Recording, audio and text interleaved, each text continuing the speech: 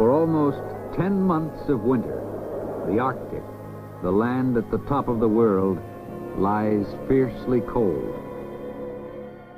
It's not 100% easy out there, you know. You've not got the cash every day of the week. You've not got a certain wage coming in that you can be sure of. So you help each other out, like, you know. I mean, I'm a smoker, there's other smokers out there.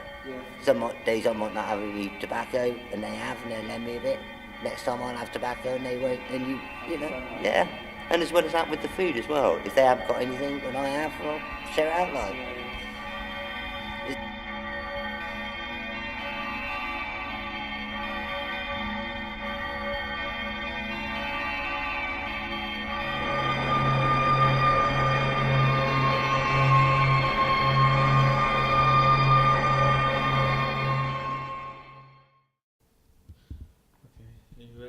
Yeah. So do you want to tell us about yourself? And then... Yeah, my name's Andy. I don't know whether you'll give me my full name, it's up to you. You can just go with Andy. Huh? Andy, yeah. Well, basically, I've been on the street for 12 months. I was looking after a friend of mine who got dementia.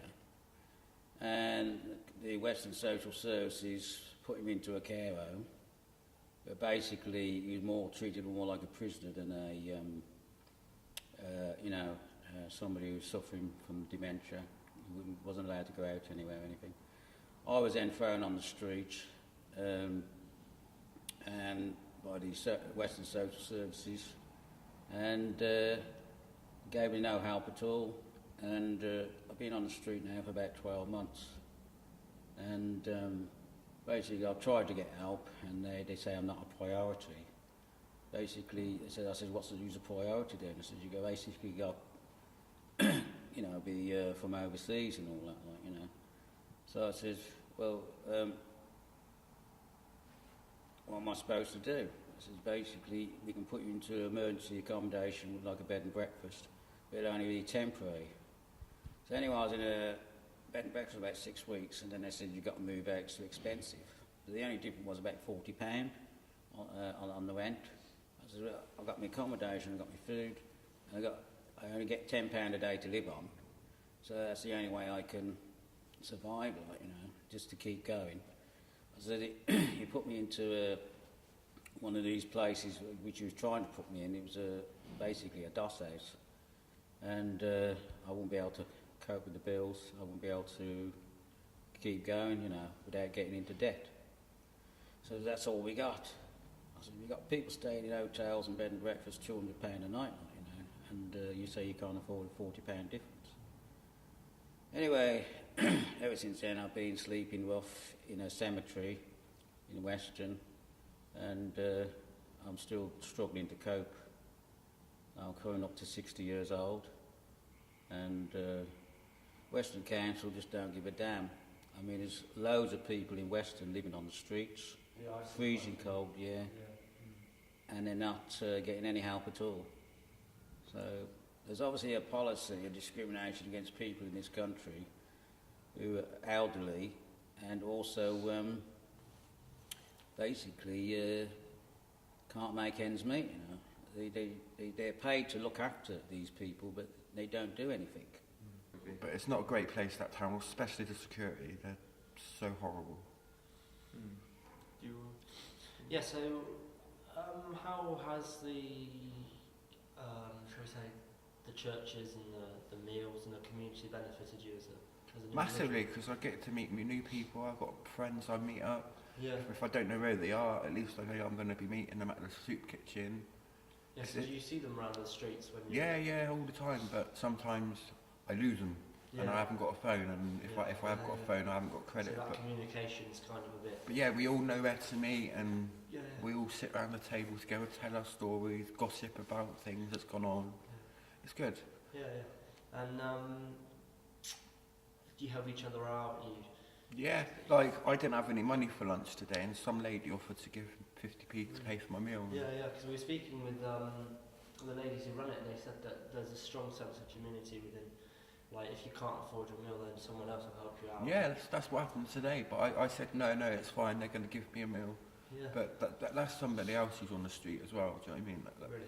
So is there a lot of you who have been out on the street a long time, or? There's quite a few of us that's on the street, but there's quite a few of them that sit on the streets to get their money for their drugs and stuff. But Because that's the thing we found, like looking into it, because for our film we were looking into it and seeing how that people perceive it as this bad, negative issue, and they don't know whether to give the money if it's going towards it.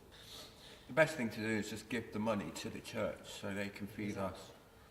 Yeah. So any money that goes to people on the streets, yeah, fair enough if they give them the odd quid, but I hate seeing people giving money to people on the streets when I know for a fact that that person is going to go off and use drugs. When there's some of us out there that need money just for back eating food. Yeah. And Have you been out on the streets long then? Or? yeah, about 3 months. 3 months? Yeah, Yeah. probably longer actually. Yeah. Been in and out of hospital, psychiatric hospital. Really? But there's just no help for me. My I needs suppose are too high and Yeah, that doesn't really help, does it? they don't know what to do with me. Really?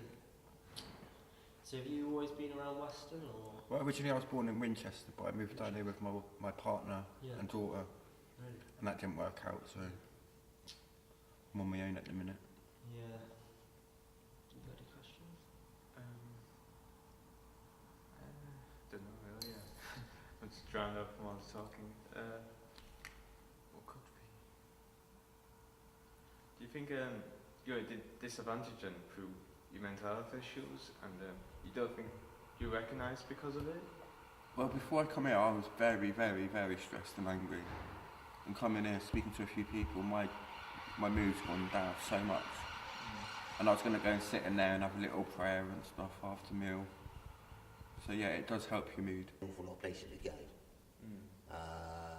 You've got somewhere to go during the daytime as well as Manuel Church. And during the evenings, now that the winter warmers kicked in, we can get a meal 7 nights a week. So really it's not too bad. It's a lot better than a lot of other places. And,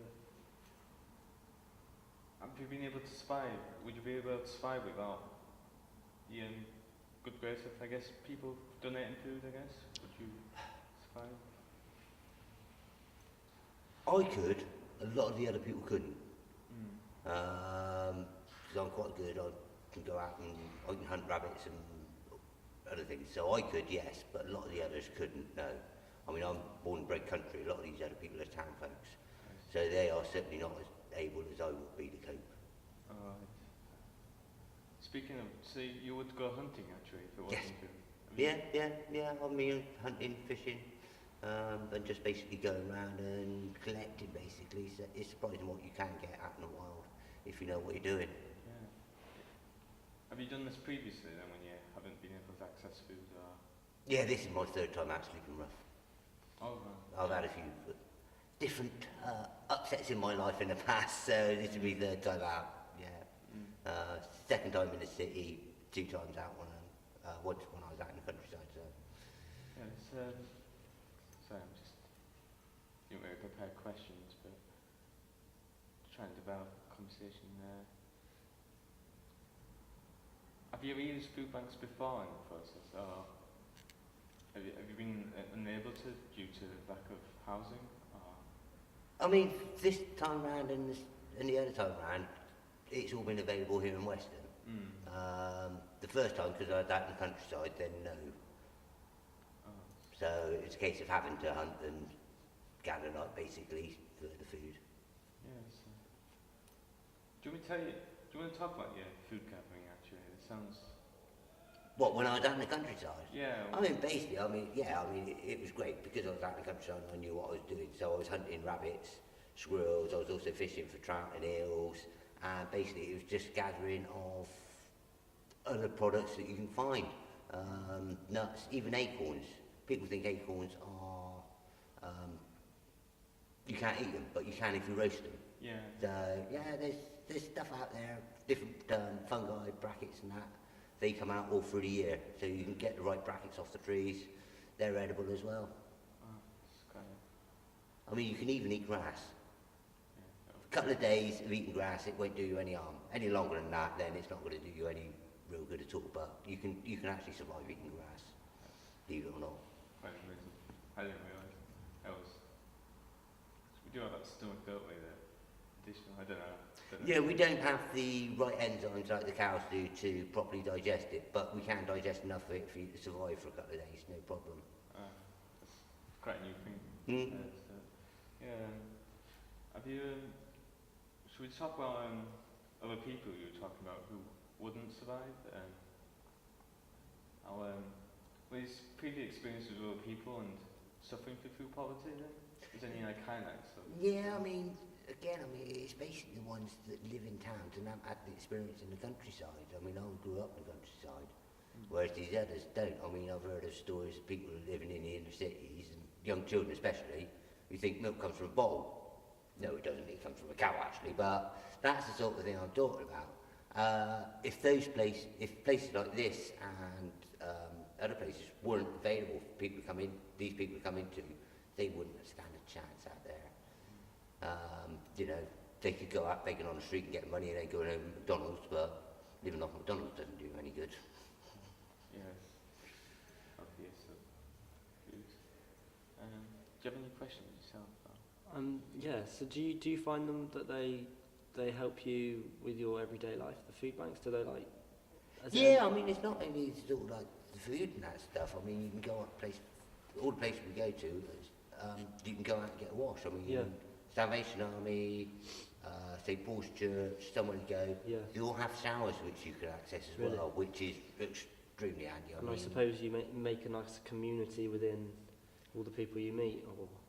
I find there's more of a community out here than when you're in the housing. Really? I mean, I know people in houses, don't know their neighbours, but here, your people who live out on the streets and that. So do you see them when you go out on the streets? Like you can just. Oh yeah, I mean we're all there. Stay safe, brother, and all that. But we all keep an eye on each other. We all watching out for each other's backs. There are people that look down on us. Yeah, because that's. We're exactly the same as everyone else. Exactly. But we're just on a time in our life where things have gone. Bad light. Because that's what we were trying to portray through our film, because we want to show it in a good light, and you look at the media and the way they perceive it, and it's all bad. So. Yeah, I mean, it's not the best way of living, certainly, but. As I said, there is a good, strong community of us out there, and we look after each other. Yeah.